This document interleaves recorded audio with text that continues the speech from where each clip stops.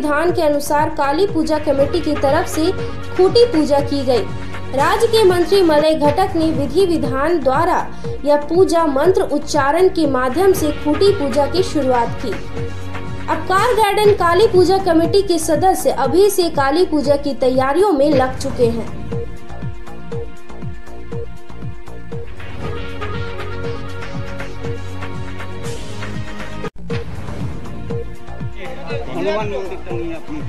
হনুমান মন্দিরে আমাদের মরজার তত্ত্বাবধানে মরজা বহুদিন আগে চেয়েছিল যে এই হনুমান মন্দির তৈরি হোক এবং আপকার গ্রামবাসীর একটা ডিমান্ড ছিল যে আমাদের একটা মন্দির হোক। মরজা আমাদের সবার সর্বভারতীয়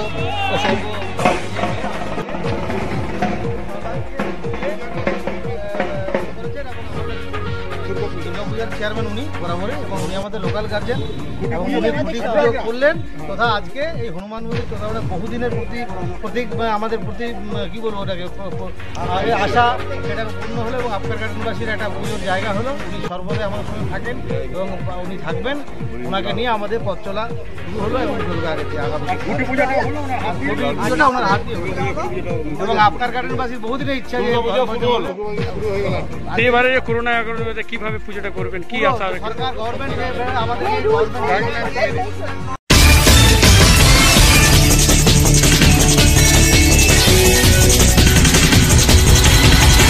रविवार के दिन राज्य के कानून मंत्री एवं आसनसोल नॉर्थ के विधायक मलय घटक द्वारा आसनसोल के अपकार गार्डन में पूजा कमेटी के प्रांगण में नए हनुमान मंदिर का उद्घाटन किया गया। अपकार गार्डन पूजा कमेटी एवं इलाका वासियों की बहुत दिन से यहां पर हनुमान जी के मंदिर बनाने की परिकल्पना थी। इसी को मुख्य रखते हुए अपकार गार्डन में पूजा कमेटी के सदस्य एवं वासियों ने नए हनुमान मंदिर का उद्घाटन किया। इस मंदिर निर्माण से यहाँ के वासिंदों में काफी खुशी की लहर देखने को मिली है।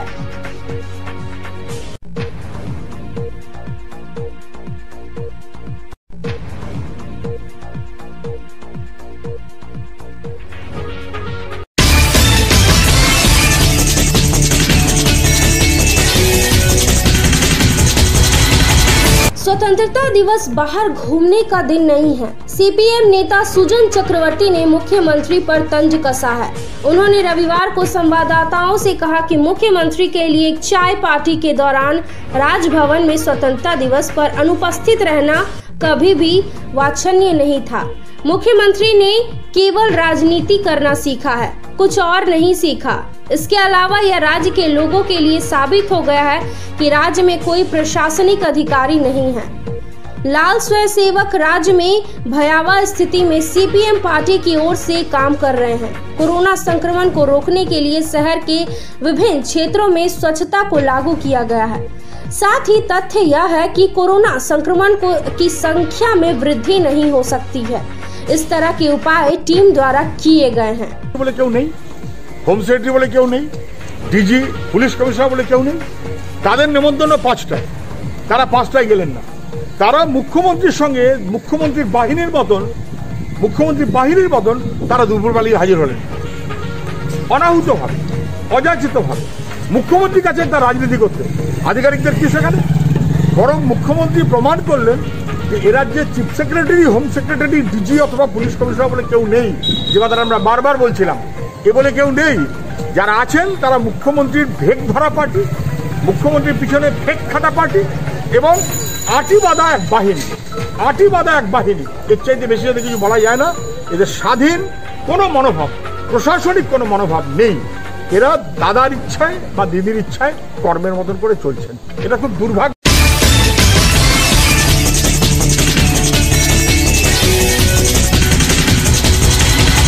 राज्यपाल जगदीप धनखड़ ने फिर से राज्य की कानून व्यवस्था की स्थिति के बारे में बताया। मेरा सिर नीचे है, उन्होंने रविवार को महल में संवाददाताओं से कहा। ऐसा पहले कभी किसी अन्य राज्य में नहीं हुआ, क्योंकि स्वतंत्रता दिवस पर राजनीतिक हिंसा हुई थी। यह राष्ट्र ध्वज फहराने पर केंद्रित है। इसके अलावा भले ही उन्होंने स्वतंत्रता दिवस पर राज्य के मुख्यमंत्री को आमंत्रित किया, लेकिन वे नहीं आए। यह अलोकतांत्रिक नहीं है। देश की कानूनी व्यवस्था का अपमान करना है। पूर्व प्रधानमंत्री अटल बिहारी वाजपेयी की पुण्यतिथि को राज्यपाल जगदीप धनखड़ ने श्रद्धांजलि दी है। राज्यपाल जगदीप धनखड़ ने तैयार किया कि केंद्र और राज्य के साथ संघर्ष के मामले में राज्य कैसे बेहतर होगा। केंद्र सरकार के साथ आपसी संबंधों को बनाए रखकर राज्य में सुधार की जरूरत है। इसके अलावा प्रशासनिक अधिकारियों का सवाल है कि आप एक राजनीतिक सेवक है या लोगों के सेवक है। Through the Chief Minister was impressing upon her consistently that the program will be held by totally and strictly following the COVID protocol and keeping the number to bare minimum. It would have been befitting for the occasion. It would have been good tribute to our freedom fighters' sacrifice if the Honorable Chief Minister and members of the executive invited were present. It has set a very bad precedent. I am at loss of words. This has never happened anywhere in the country. I do not appreciate such a stance. When everything was being conducted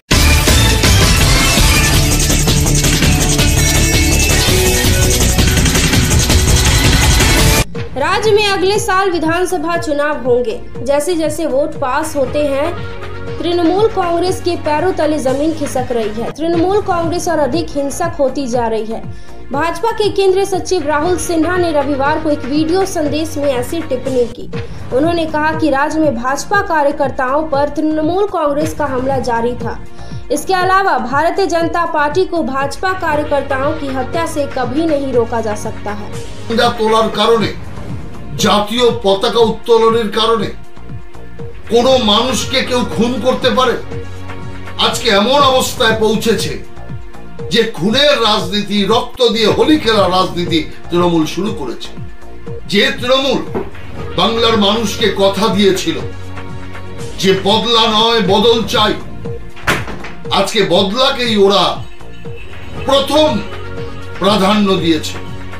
আর বদলার রাজনীতি আজ সর্বত্র করে ক্ষমতা হারার হওয়ার যে সম্ভাবনা তাকে আটকাবার চেষ্টা করছে। খানাকুলে ভারতীয় জনতা পার্টির কার্যকর্তাকে খুন করেছে। আজকে যার জন্য বন্ধ পালিত হচ্ছে, সেই কারণে পরিষ্কার বলতে চাই, খুন দিয়ে বিজেপি কার্যকর্তার উপর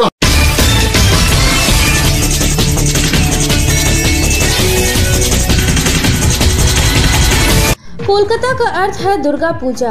बंगालियों के लिए सबसे अच्छा त्योहार के रूप में जाना जाता है। आपको एक शब्दों में कहा जाए तो बंगालियों के लिए दुर्गा पूजा सबसे बड़ा त्योहार है। हालांकि इस साल पूरे कोलकाता में दुर्गा पूजा इतने शानदार तरीके से नहीं देखने को मिलेगा। कोरोना वायरस के कारण आम लोगों को घर में नजरबंद रखा गया है। इसी तरह दुर्गा पूजा आयोजकों ने पूजा का बजट कम कर दिया है। आपको बताते चले कि ठाकुर पुकुर एसबी पार्क सार्वजनिक दुर्गा उत्सव समिति ने अपना पोल पूजो गिराया। ठाकुर पुकुर एसबी पार्क सार्वजनिक दुर्गा उत्सव समिति के अध्यक्ष संजय मजुमदार ने पत्रकारों से कहा कि स्वतंत्रता का झंडा आकाश में उड़ जाएगा। हवा में पूजा की महक। ठाकुर पुकुर एसबी पार्क ने इस साल की दुर्गा पूजा का ऐसा विचार किया है।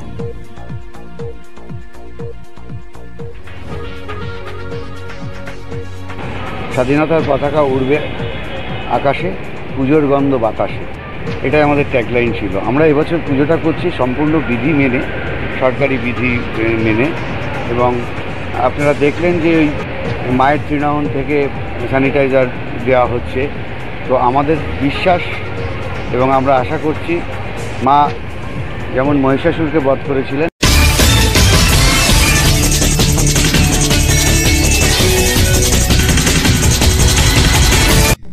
12 बारासात नवापल्ली के एक व्यक्ति ने दहशत में आकर आत्महत्या कर ली। आपको बताते चले कि पीड़ित ने बारासात नवापल्ली में आत्महत्या की है क्योंकि वह व्यक्ति कोरोना वायरस से संक्रमित था। 62 वर्षीय ने पिछले गुरुवार को कोरोना परीक्षण के लिए लार के रस का नमूना लिया, जिसका रिपोर्ट आज आया। रिपोर्ट सकारात्मक आई। आज सुबह उन्हें फ्लैट के रेलिंग पर लटका हुआ पाया गया। पुलिस ने शव बरामद किया और उसे ले गई। बूढ़े व्यक्ति ने डर से आत्महत्या कर ली क्योंकि उसका प्रारंभिक संदेह सकारात्मक था। बारासात पुलिस स्टेशन की पुलिस जांच कर रही है। সঠিক জানি না, তবে করোনা পজিটিভ উনি মোটামুটি কাল রাত্রে খবর পেয়েছি। কাল করোনা পজিটিভ হয়েছিল, সেই কারণে নিরঞ্জন চৌধুরী। বয়স কেমন হবে? 75 আজকে 80 হবে। কি করতেন জানেন? না, উনি বাড়িতেই রিটায়ারমেন্ট। সরকারি চাকরি করতেন? সরকারি, নবান্ন 3 মাস। মানে কি মনে হয়, মানে করোনা পজিটিভ হওয়ার কারণে কি এত মনে হয়? এরকমই কিছু হবে, কিন্তু লোক ভালো ছিলেন, বাড়িতে বেরোতেন না। এমনি পরিবারগত কোনো অশান্তি? না না না না, মানে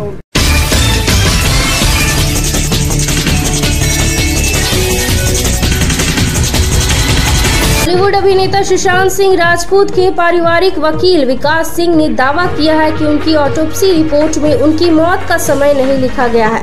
इसके अलावा सूत्रों का कहना है कि ईडी को कुछ डिलीट हुए व्हाट्सएप मैसेज भी मिले हैं और सबूत को फॉरेंसिक लैब भेजा गया है। सीबीआई के मुताबिक सुशांत की जांच से जुड़ी डिटेल्स बताई और दावा किया कि डिलीट हुए व्हाट्सएप मैसेज डब डेटा की जांच से दौरान मिले हैं, जिससे पता चला है कि मई और जून के कुछ मैसेज डिलीट कर दिए गए थे।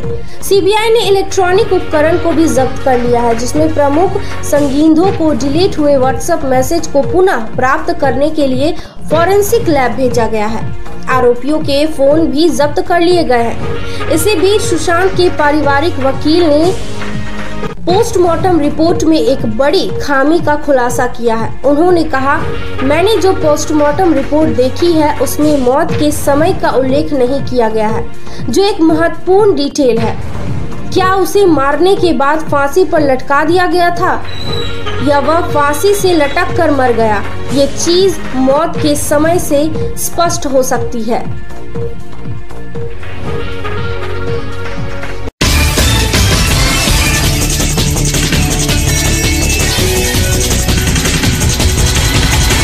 सुशांत सिंह राजपूत के पारिवारिक वकील विकास सिंह ने दावा किया है कि उनकी ऑटोप्सी रिपोर्ट में उनकी मौत का समय नहीं लिखा गया है। इसके अलावा सूत्रों का कहना है कि ईडी को कुछ डिलीट हुए व्हाट्सएप मैसेज भी मिले हैं और सबूत को फॉरेंसिक लैब भेजा गया है। सीबीआई के मुताबिक सुशांत की जांच से जुड़ी डिटेल्स बताई और दावा किया कि डिलीट हुए व्हाट्सएप मैसेज डब डेटा की जांच से दौरान मिले हैं, जिससे पता चला है कि मई और जून के कुछ मैसेज डिलीट कर दिए गए थे। सीबीआई ने इलेक्ट्रॉनिक उपकरण को भी जब्त कर लिया है, जिसमें प्रमुख संदिग्धों को डिलीट हुए व्हाट्सएप मैसेज को पुनः प्राप्त करने के लिए फॉरेंसिक लैब भेजा गया है। आरोपियों के फोन भी जब्त कर लिए गए हैं। इसी बीच सुशांत के पारिवारिक वकील ने पोस्टमार्टम रिपोर्ट में एक बड़ी खामी का खुलासा किया है। उन्होंने कहा, मैंने जो पोस्टमार्टम रिपोर्ट देखी है उसमें मौत के समय का उल्लेख नहीं किया गया है, जो एक महत्वपूर्ण डिटेल है। क्या उसे मारने के बाद फांसी पर लटका दिया गया था या वह फांसी से लटक कर मर गया? ये चीज मौत के समय से स्पष्ट हो सकती है।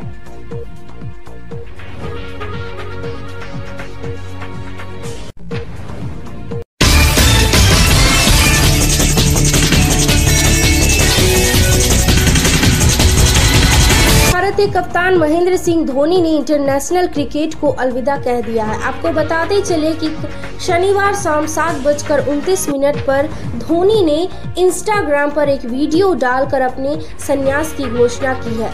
इस वीडियो को लेकर उनके फैंस में दुख की लहर देखने को मिली है। उत्तर प्रदेश के मुख्यमंत्री योगी आदित्यनाथ ने ट्वीट कर कहा, विलक्षण प्रतिभा संपन्न अद्भुत नायक, धैर्य के प्रतिमान, भारतीय क्रिकेट जगत के ज्वालायमान नक्षत्र महेंद्र सिंह धोनी द्वारा अंतर्राष्ट्रीय क्रिकेट से संन्यास की घोषणा एक युग की समाप्ति है।